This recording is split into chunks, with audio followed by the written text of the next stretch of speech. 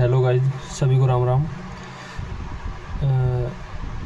सबसे पहले तो मैं आपको बता रहा हूँ सब ये मेरी पहली वीडियो है जो मैं यूट्यूब पर डालने जा रहा हूँ। और ये DSSB LDC 802/23 जो पोस्ट कोड है उसके लिए क्या कट ऑफ जाएगी फाइनल उसके लिए, और ये कैटेगरी है UR और EWS के लिए।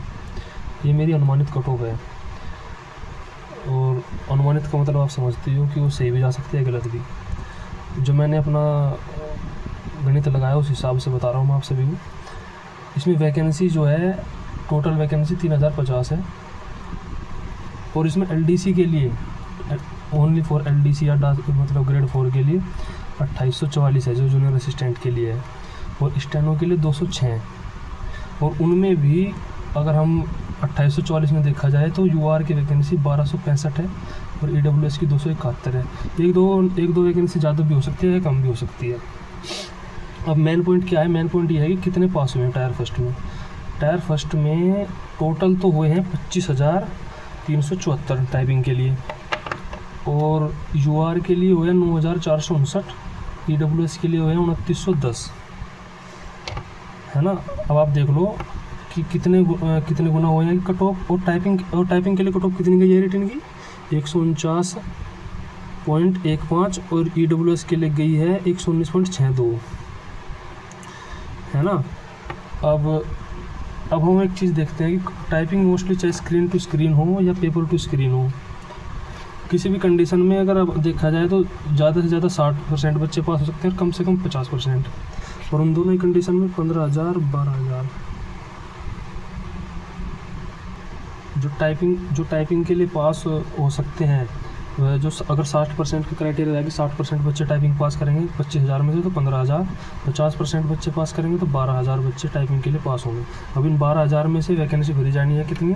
2844। अब आप उसी हिसाब से देखना कि जो UR की जो वैकेंसी है 1265 है। अब बच्चे हैं मतलब 12,000, उन 12,000 में से कम से भी कम 4 से 5,000 बच्चे UR के होंगे। अब आप उसी हिसाब से देख लेना कि 149 से 160 के बीच में 11 मार्क के बीच में इतने बच्चे कवर हो जाएंगे ईजिली। और उनमें EWS भी होगा और OBC वाले भी बच्चे होंगे इनमें बहुत सारे।